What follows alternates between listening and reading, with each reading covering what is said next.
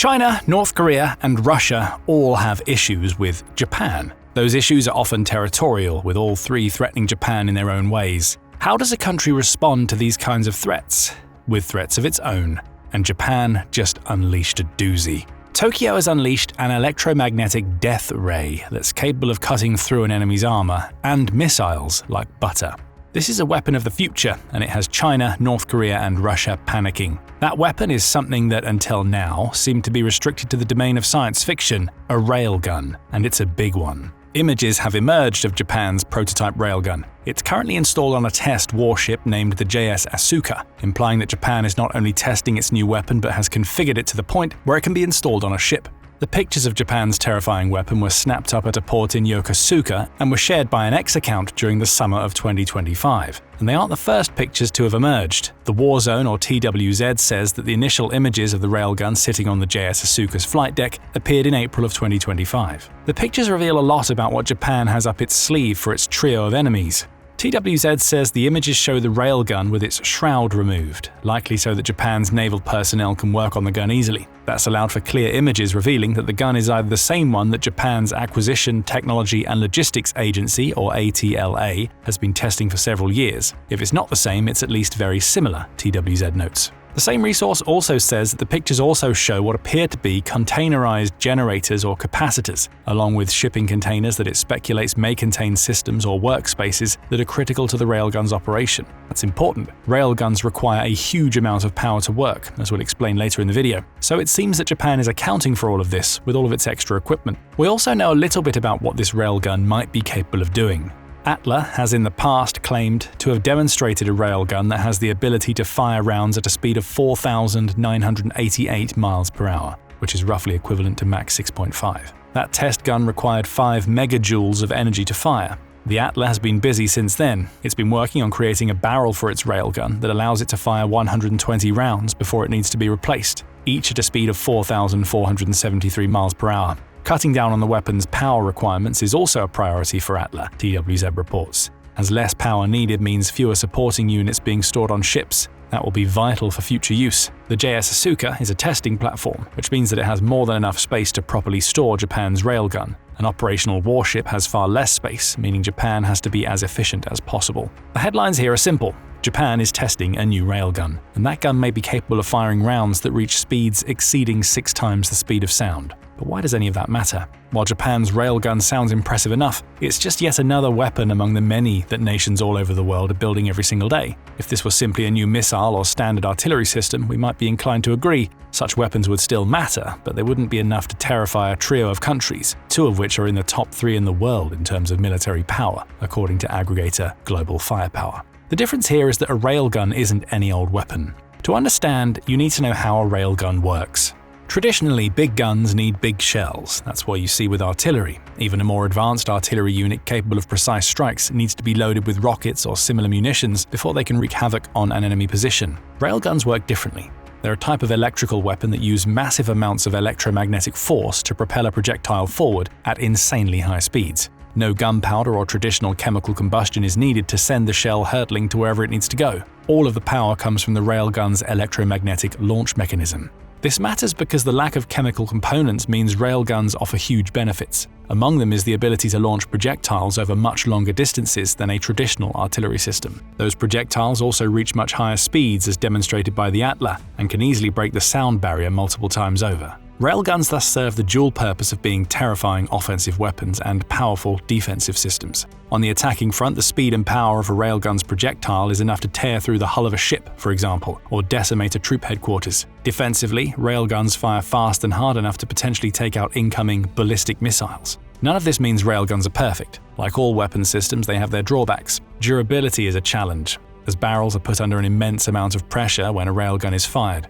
Born to Engineer notes that durability challenge comes from launch accelerations, which generate tens of thousands of Gs per shot, along with creating powerful currents and extreme pressure. Japan has been working on that, as we mentioned earlier. Guidance can also be a challenge, as any navigational system built into a railgun's projectile needs to be capable of withstanding powerful electromagnetic fields and surface temperatures that can exceed 1,472 degrees Fahrenheit. Add designing a guidance package that fits the dimensions of the projectile, has a long enough battery life to be useful, and radiation hardening into the mix, and you get a heady mix of challenges that are the reasons why railguns haven't been seen anywhere other than science fiction for decades, at least until now. With its new electromagnetic death ray, Japan puts China, North Korea, and Russia on notice. But that's not all it's doing. Beyond the railgun, Japan is making moves to showcase that it's readier than ever before to take the fight to its enemies. One of those moves involves the island of Kyushu, and an upgraded missile that has given Japan a huge boost to its counter-striking capabilities. The third largest of the 4 main Japanese islands, Kyushu lies to the country's south and is 14,202 square miles. It's home to Mount Aso, which is Japan's most active volcano, and has historically been considered the gateway into Japan for all of the surrounding nations. Therein lies a potential problem. If Japan were to ever go to war with a nation like China or North Korea, the southern gateway would be among the first targets. Japan needs to protect it, and it's doing just that with the installation of the new Type 12 missiles on the island.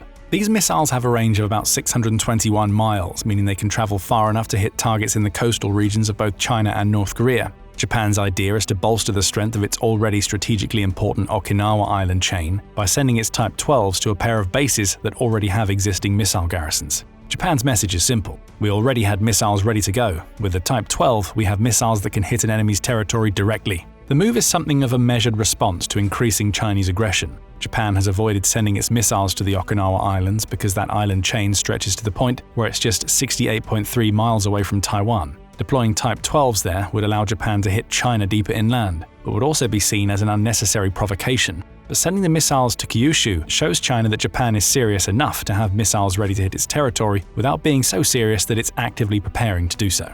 The upgraded versions of these missiles were publicly unveiled during live firing drills carried out in 2024, during which Japan also introduced its new Type 12 launcher vehicle. With the missile, Japan has the ability to fire from a surface to strike a ship. We mentioned earlier that the Type 12 can hit China and North Korea's coastal regions. Specifically, Japan would use it to target ships that China in particular might deploy into the Sea of Japan or the East China Sea in the event of war. That new launcher is mobile and fast. It's a wheeled 8x8 chassis, capable of carrying a pod of missile tubes allowing for rapid-fire launches, Overt Defense explains. There is a total of 8 tubes arranged in 2 rows on the platform, which also has an armored crew cabin and integrated fire control systems. Though Japan has deployed its Type 12s to Kyushu, it also plans to send the missiles to multiple regiments from Hokkaido down to Okinawa, Overt Defense claims. We also can't ignore the fact that the Type 12 represents a massive upgrade over Japan's previous coastal defense missiles. Prior to the weapon's unveiling, Japan's best defensive missiles had ranges of about 125 miles, meaning an enemy ship would have to get pretty close to one of the country's islands before it could be attacked. The Type 12 is different. It's a cruise missile, one of the few in Japan's inventory, that has been designed to push beyond the past limits of Japan's coastal defense systems. Add to this new air-to-surface missiles Japan is buying from Norway, which have a range of 300 miles, and the recently approved deal that Japan will buy US-made Tomahawks, and you get a country that's serious about building up its missile threat. All of this means China and North Korea face a double threat from Japan. If they're not dealing with a powerful railgun that can blow holes in their ships and missiles, they'll have to figure out how to counter Japanese missiles that can rain down on their coastal regions. Even more worrying for the 3 enemies of Japan is what all of this really represents. For decades, Japan has followed what is commonly called the Yoshida Doctrine when it comes to its military. The doctrine was put in place by Japan's first post-World War II Prime Minister, Shigeru Yoshida, and it focused on Article 9 of Japan's constitution. Under that article, Japan introduced the War Renunciation Act, which was its way of paying penance for the role it played in World War II. Japan promised to keep its military to the bare minimum necessary and endeavored to never be involved in a war again, instead preferring to focus on diplomacy to solve its problems. The Yoshida Doctrine worked for nearly 80 years. Then Russian President Vladimir Putin invaded Ukraine and everything changed.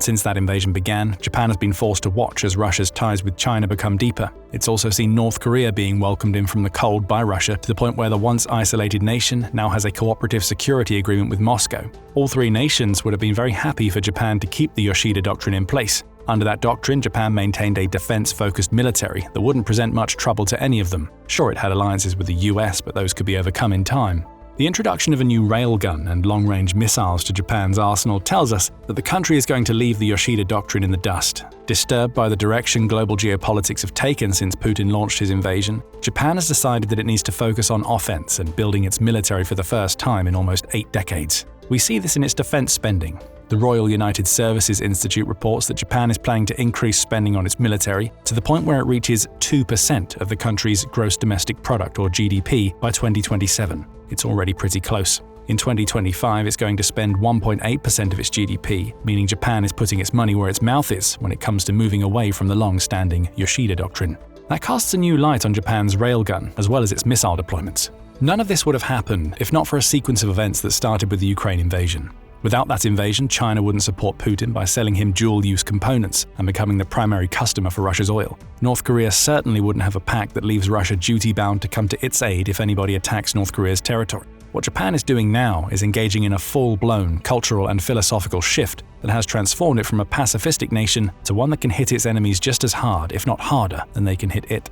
Here's why this transformation is such terrible news for China, Russia, and North Korea. First, China has been busy developing some terrifying weapons of its own. Those include a hypersonic missile that it says can reach speeds of up to Mach 20, meaning it could strike almost any location in the world in about 30 minutes. These claims haven't been verified yet.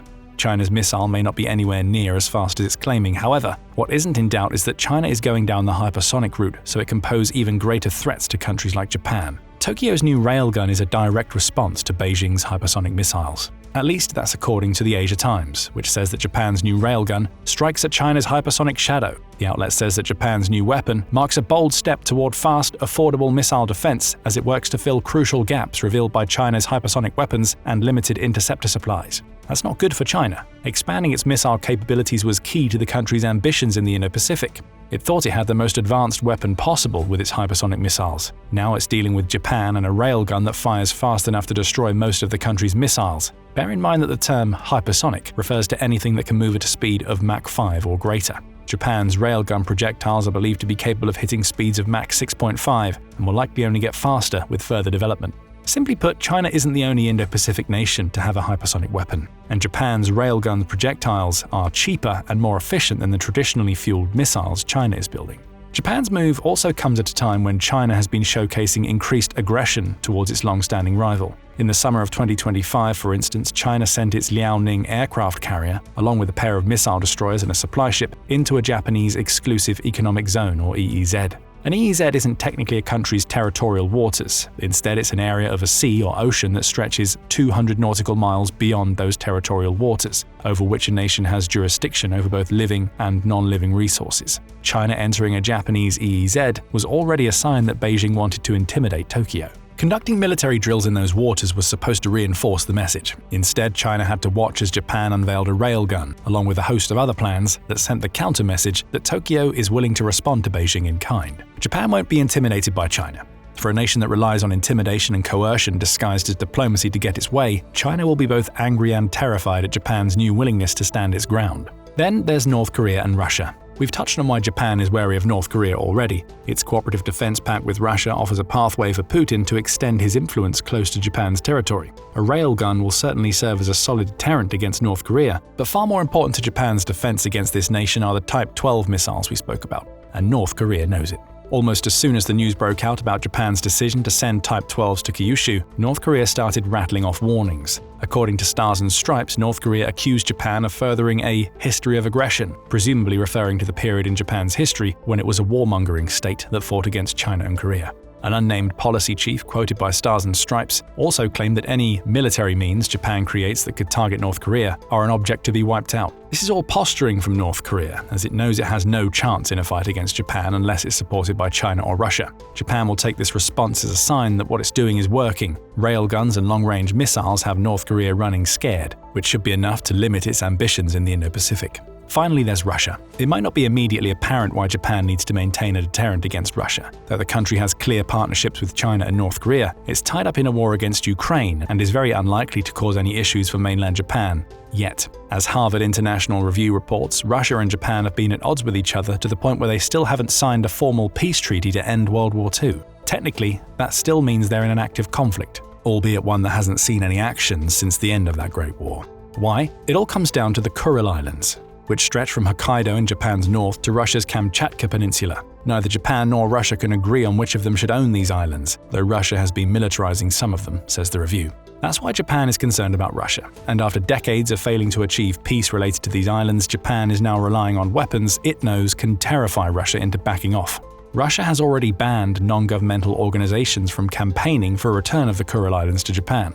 Tokyo has also accused Russia of attempting to restrict navigation around the islands in what appears to be a transparent effort to claim the Kurils as part of Russian territory. Putin also halted all peace talks over the islands with Japan toward the end of March 2022, showcasing that he has no intentions of making any territorial concessions that could cause tensions between Russia and Japan to simmer down. Japan isn't going to go to war with Russia, or China and North Korea for that matter, if it can help it. But it's making sure that all three know that it's ready for a fight. With its new railgun, along with everything else that it's doing to bolster its military, Japan has sent a clear message to the rest of the world that it's not a nation anybody should want to mess with. Japan may also be preparing to play a part in any future war between China and the United States. Find out the true reason why that war is almost inevitable in our video. And if you like this video, please subscribe to The Military Show for daily doses of the latest developments in global geopolitics and military innovation. And thank you, as always, for watching.